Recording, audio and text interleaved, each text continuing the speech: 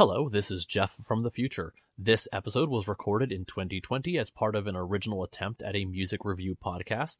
The original idea was to discuss new music as it was being released, but 2020 being what it was, brought quite a few album postponements and other complications. So this series continued through 2020 and into 2021. We are now here in 2022 at the time I am recording this. So what you are about to listen to is not the Sound Judgment podcast, but an early iteration. Also, being that it was recorded more than 2 years ago now, some of our thoughts and opinions may have changed, considering that we are, in fact, people who are continuously trying to learn and better ourselves. Enjoy the show. Alright, can I just complain about my hot chocolate for a second here, actually? Sure. So I know, I was late to record, because I had to, sign on to Discord and then run away and say, hey, I need to go make hot chocolate because I forgot.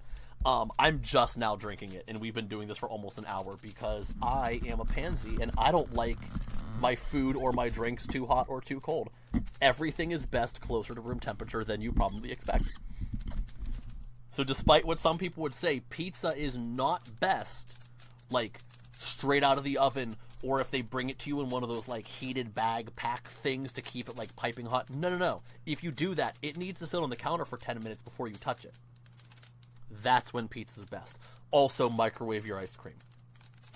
You want your ice cream to be, on the verge of melting, and that is when your taste buds pick up the most flavor. My eggnog is almost gone, and Jeff is the reason. I will not apologize for art. Anyway, Chris. Is that your complaint? That's my complaint. So this is Christmas. Oh no. And what have you done? I made Christmas. Absolutely nothing. Get a job, you cheap bum. Hi, I'm Ebenezer Scrooge McDuck, and I'm here with Tiny Tim, the singer. But you can call me Chris, and you can call him Jeff, and we're gonna talk more about Christmas music. How was that for an intro? I nailed it. That was a great intro. Should I go grab my ukulele and my black wig from when I used to do Tiny Tim performances? I'm sorry, you're Tiny Tim. I'm not going to right now because I'm not going to disturb the other people who are within. If I'm too loud, I am going to disturb other people, and I don't want to do that. You want to do a very Tiny Tim Christmas? I mean, I totally could do a very Tiny Tim Christmas. Fun story. I have a wig and a ukulele, and I used to do Tiny Tim impersonations. Dashing through the for snow. A few songs in nursing homes. It was always a good time. They always loved it.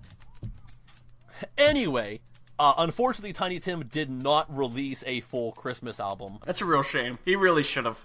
That was trying to be my segue into the next topic of favorite Christmas albums, because for the record, Tiny Tim actually did release a Christmas album, but it is not one of my favorites, unfortunately, despite how much I do love Tiny Tim. Did I ever tell you that? What was his Christmas album? I think it's literally just called, Tiny Tim's Christmas album. Huh. I don't think I've ever heard it. The entirety of it will be played right here. Santa Claus has got the AIDS this year. Yeah, it's literally just called Tiny Tim's Christmas album. Okay. What did he do on it? Rudolph the Red-Nosed Reindeer. All I want for Christmas is my 2 front teeth. Oh, great. Oh, good. We can go back to that one. I saw Mommy kissing Santa Claus. Oh, boy. Anyway. What a friend we have in Jesus. It's a thing that exists, and it's fun. It is not one of my favorite Christmas albums, although I do love Tiny Tim. And fun. I don't know if do you remember my Tiny Tim t-shirt? So, just fun story. On my mom's side of the family for Christmas, we don't buy gifts. We play this little Secret Santa game where we have to make gifts. And we always have a theme. So, long story short, the 1 year's theme was just a gift that began with a letter, and you were assigned a letter by picking one out of a hat. My aunt picked me and the letter T, so she made me a Tiny Tim t-shirt, and it was a t-shirt with Tiny Tim holding his ukulele on it, printed on the front. And that is the shirt that I wore when I met Henry Winkler, and it is one of the proudest moments of my life. Anyway, favorite Christmas albums. And our friendship blossomed out of you singing Tiptoe Through the Tulips outside of a power metal concert. You're not wrong. One of the first time we saw each other outside of work, because we barely knew each other, was standing in line for a concert. And somehow it came up in conversation that I do a Tiny Tim impersonation. And on your awful cell phone, because this was like 2008... there is still a video that exists of me singing Tiptoe Through the Tulips. I totally forgot about that. If you scroll down enough on this very YouTube channel, it might still not be private. Oh no! For the record, it's just like a black blob. Like, you can barely see it. Oh yeah, it's a very cell phone quality of that time. It looks like shit. It was not a good camera, and it was also 2008. It is what it is. Anyway, for like the 7th time, favorite and least favorite Christmas albums. Chris, would you like to start, or do you want me to? I mean, honestly, I think I can mostly let you go, because I think I covered a lot of them. I mean, I really like the Rob Halford ones. I like Twisted Christmas. I like We Wish You a Metal Christmas and a Headbanging New Year. I think I said some rude things. I think I said some rude things about Nat King Cole, but in the last 5 minutes, I think I've really grown to appreciate it. So you don't hit me. Frank Sinatra is always a good time. I was actually listening earlier after work. I took a little nap and I fell asleep to a playlist on Spotify of like relaxing Christmas songs, and I was really digging. Like Christmas Time Is Here. It's an instrumental version of like I think it's the Charlie Brown version. Is that right? I mean, it's from Charlie Brown. It's a Vince Guaraldi trio, like original. Guaraldi. I pronounce that man's name wrong every time. Man, that was really good. That one put me right to sleep, but like in like the best possible way. Like not like a bad. This is putting me to sleep. It did what it said it was doing. That would relax me. I like a lot of the some of the Trans-Siberian Orchestra Christmas stuff. They have a little bit of that. I don't think I mean, it's not technically traditional Christmas music, but we're kind of out of that ballpark now. I mean, you're way out of traditional Christmas music. Yeah. Almost very little of what you've listed is traditional Christmas music. Some of them are new versions of traditional songs. Okay, true. But the a lot of people, when they hear like Trans-Siberian Orchestra, they expect that kind of thing, but it's mostly original music. Okay, very true. That's where I was coming from with that. It's not a rendition of a traditional song. It's original music. Okay. All right. Well, so speaking of like traditional, non-traditional, we did a lot of talking already about like different renditions of songs and who did certain songs better than others. Well, I mean, as I already said, most Christmas albums, when an artist records a full Christmas album, you are guaranteed most of it's going to be some of the songs that you're already expecting. And there is an album from not too long ago. It's one of the more recent, like, modern classics, so to speak. And it is equally one of my favorite and least favorite albums. And it's a long story as to why, so buckle in. And that would be Michael Bublé's Christmas album. It's kind of like a greatest hits of good classic Christmas songs. It has some of my favorite classic Christmas songs.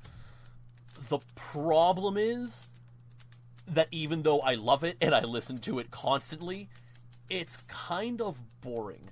In the sense that a lot of the arrangements are the exact versions of other classic recordings.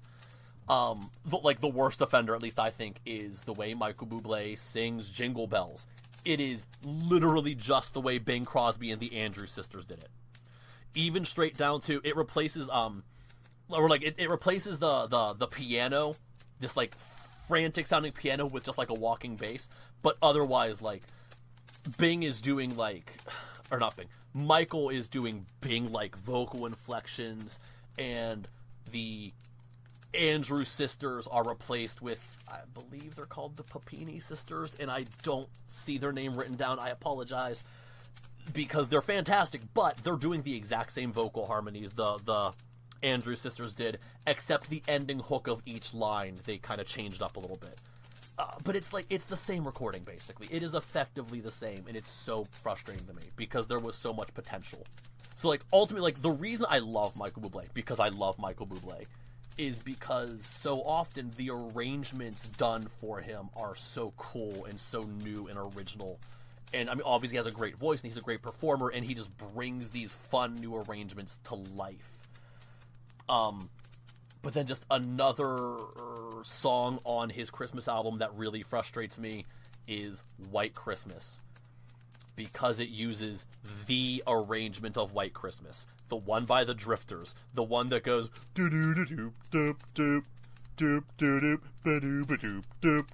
everyone does it.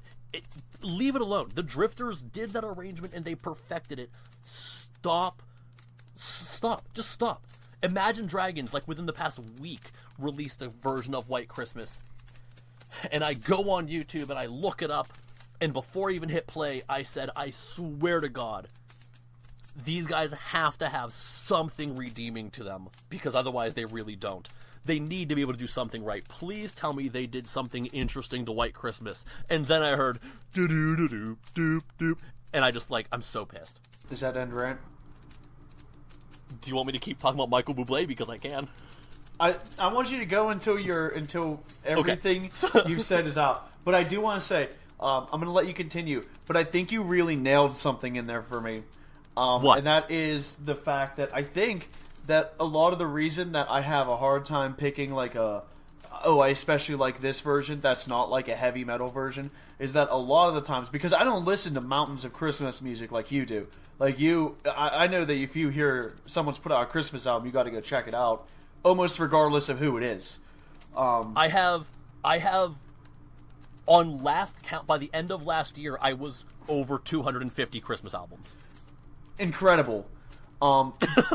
Slightly disgusting, but incredible. But because of that, when I hear things, I keep hearing the same renditions and the same, like, arrangements of songs over and over and over. And it's, like, aside from the singer, not very different. And it's hard for me to pick a favorite when, like, it really, a lot of times comes down to, like, well, what singer do I prefer? And half the time it's Frank Sinatra. Or the metal version, you know? Because that one's at least kind of different. So I think that is where a lot of my problems with, like, okay, let me pick my favorite version of White Christmas is, because 75% of these versions of White Christmas sound the same. Yeah, I mean, no, that's absolutely. And I mean, I could say it time and time again. I own a lot of Christmas albums, but frequently what I do is, like, I'll put them on a big, like, a huge, you know, multi-weeks long Christmas playlist and just kind of let it go. And for the most part, I can hear a song and be like, oh yeah, this is the Brad Paisley recording of it, which Brad Paisley put on a Christmas album, and it's totally fine, and it's really fun. And if you're a Brad Paisley fan, I recommend it, absolutely. But is it doing anything, like, earth-shattering? Is it really standing out? And the answer is no. So it really does take... There needs to be something to make it stand out when you're just going to keep doing these same songs. If you're going to record Silent Night, it needs to do something to stand out, or people are going to keep going to whatever version they prefer. You know, people love Elvis's Blue Christmas, even though it has the owl choir in the background. Sure, some people think they're annoying, but, like, hey, at least they were doing something. It's at least stands out. It's at least different. Yeah. Personally, I'm actually a huge fan of Elvis's Blue Christmas recording that he did on the 68 comeback special. It's like just him and a guitar. So good. Real quick though, back to Mr. Bublé. I have one I want to call out here. Is his recording of Santa Baby, which, in all fairness, it is almost identical to the Eartha Kitt recording, but there's something really fun about hearing Michael Bublé singing Santa Buddy, and it's like borderline homoerotic sounding, and it's absolutely hilarious, and I really want to know if he was, like, in on the joke of how weird it was that he was singing this song or not. You can't tell, like, Mr. Bublé, do you have a crush on Santa? Or, like, are you just using him to get a new car? I want to know what's going on here. It's fantastic, just because it's kind of absurd without being too ridiculous. It's just a lot of fun. You know, I haven't heard it yet, but you've sold me. You It kind need of to. sounds like It's fun. It kind of sounds like it would be less homoerotic if he just went with Santa Baby. Yeah, like, it's like, it's almost like he was trying so hard to not sound like he's gay for Santa that he just comes off sounding... It's like high school jock compensation. Yeah. Oh, it's so good. It's so funny. It's so funny. I highly recommend it because it's not like laugh out loud funny. It's like you're listening to it and then it kind of hits you like, oh, that was weird. Oh, why does this exist? Who thought this was a good idea? It's fun. So like ultimately, like I was sort of saying at the beginning, I love Michael Bublé. I ultimately do love this album, but it's nothing special as far as arrangements go. It's just a greatest hits. Okay. Could I have had if I got this same track listing, but like with all the songs doing like some original version from decades ago, it'd be just as good. It'd be a great little collection, and I'd probably buy that at Starbucks if they still sold CDs. I remember those days. But that's not what it is. What, buying CDs at Starbucks? Yeah. I have so many of those, man. I have so many CDs I bought at Starbucks. But so other albums specifically that, like, on the whole, like an album that I absolutely recommend. Another one, because it is kind of different, is in 2018, Eric Clapton released a Christmas album. It took the man 50 years or whatever to release a Christmas album, but he finally did it. So if you want that, like, old man on a rocking chair blues feel for a Christmas album, it is incredible. Jeff, you're not in this room Yeah. with me, so when you said Eric Clapton released a Christmas album, you didn't see the way my eyes lit up. Yeah, and in 2018. So this isn't like...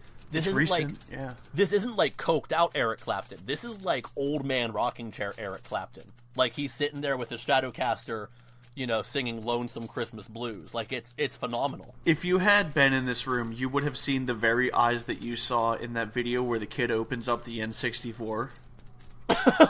Okay. Like that's the look that was on my face. I felt it. Hold on, give me just a second here. I'm having a technical difficulty, I think. So, apologies to Chris in the future who has to edit out my garbage. It's still going, it's just freezing up. Well, you know why it's freezing? 'Cause baby, it's cold outside. Really? Did you really just go there? I did it. I brought it back to Christmas. I am almost out of eggnog. Anyway, sorry. Crisis averted. Everything's fine. I don't know what the deal was. It was just also Eric Clapton. As we discussed earlier, one of my favorite songs is "Have Yourself a Merry Little Christmas," and I will have you know, in a very typical blues fashion, Eric Clapton uses the "we'll have to muddle through somehow" lyric. Really? As he should. I mean, it's fitting. It's great. Okay. There is one oddball on this album. And I think it's totally fine. It's just like where did this come from? And that is his recording of Jingle Bells is like this EDM electronic weirdness. Huh.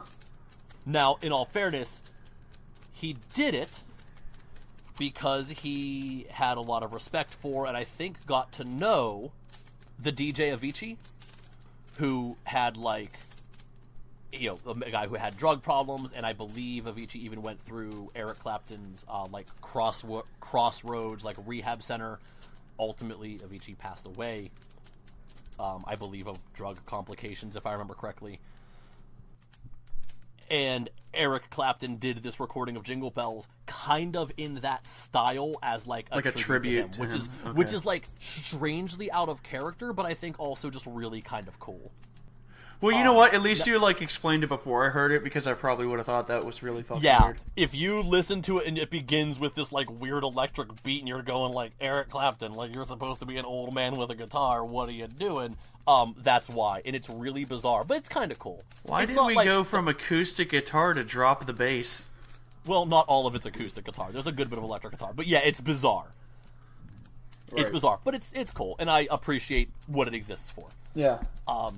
Another album that I think, if you want, like, interesting new Christmas music... Real quick, that's I hate to say it, but I do not know who Avicii is, but whenever you said it, for whatever reason, Opera Singer came to mind, and that is not where he went with that. No. No, you don't remember... What was his actual... Tim Bergling was his actual name. He was a Swedish DJ. Huh. He did... Now, mind you, he's not the one who sang it, but... So wake me up when it's all over. Oh! When I'm wiser and I'm older. Yeah, that guy. So again, he wasn't the singer, but he was the credited artist. I never would have known, like, the musicians on it, but I'm familiar with the song. He's the DJ who wrote that. Okay. That was, I think, his biggest hit. That's the one that I imagine you would probably know. Okay, anyway, so another album that I really recommend. I love this album, and it's definitely not like a traditional Christmas album. Is Sting's If on a Winter's Night, which just made some bizarre choices, as Sting. I was gonna say, as usually Sting is one did. to do, yeah. As Sting is weird enough to do.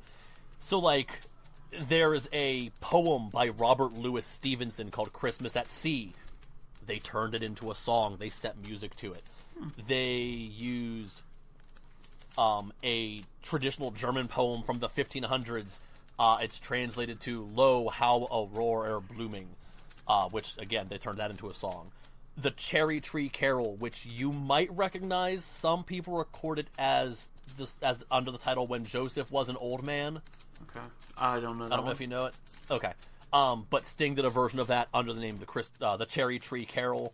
This, like, 3-note Sting hits me as the guy who's going to do a bunch of, like, obscure stuff. It's bizarre, and it's really interesting, and it's just, like, it's a very atmospheric song. Or album. It's just really interesting. I highly recommend it if you want not traditional Christmas music. There is no Walking in a Winter Wonderland on here. There's things like a song called The Hounds of Winter. That's what I mean. Like, that, he seems like the kind of dude who's not going to give you any, like, normal, like, the typical ones. No, it's not. It's bizarre, and it's awesome. Okay, and so I apologize to everybody. I can't help who I am. This is who I am as a person. My, like, number one, like, favorite Christmas album of all time. Like, this is the album that if Spotify Wrapped didn't stop paying attention at the end of October and it recorded November and December, this album would probably be my most listened to album almost every year. We're doing Desert Island shit here. Yeah, this is like this is my number one Christmas album of all time. Mind you, I think it's from 2008, so, like, it's really only top of the past 12 years, but still. And it's called Ngayong Pasko by an artist named C.T. Navarro, who's from the Philippines. I promise most of the album is in English, though. Only one song, the title track Ngayong Pasko, which I believe translates to This Christmas, is in Tagalog. The rest of it is in English. I was really sure that he was a mathematician. Young Pascal.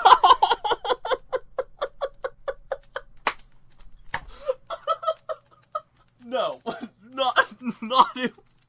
Not the young Pascal. Not what I was saying. But I